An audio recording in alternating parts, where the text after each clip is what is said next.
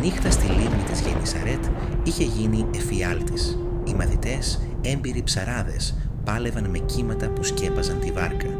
Ο άνεμος ούρλιαζε και ο φόβος του θανάτου είχε παγώσει τις καρδιές τους, και μέσα σε αυτόν τον χαλασμό ο διδάσκαλος κοιμόταν ήσυχα στην πρίμνη. «Κύριε, σώσε μας, χανόμαστε», φώναξαν με απόγνωση. Ο Ιησούς σηκώθηκε με μια γαλήνη που ξεπερνούσε κάθε ανθρώπινη νόηση. Κοίταξε την μενόμενη θάλασσα και τον άγριο άνεμο. Δεν φοβόταν.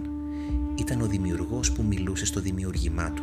«Σιώπα, πεφήμωσο», είπε μόνο, και αμέσως ο άνεμος έσβησε. Τα κύματα υποχώρησαν και μια απόλυτη θείος γαλήνη απλώθηκε παντού. Οι μαθητές κοιτάζονταν μεταξύ τους με δέος. Ποιος είναι λοιπόν αυτός που ακόμα και οι άνεμοι και η θάλασσα τον υπακούουν?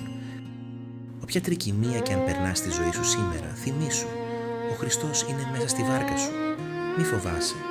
Εκείνος έχει τη δύναμη να γαληνέψει την κάθε καταιγίδα. Φτάνει μόνο να τον εμπιστευτείς.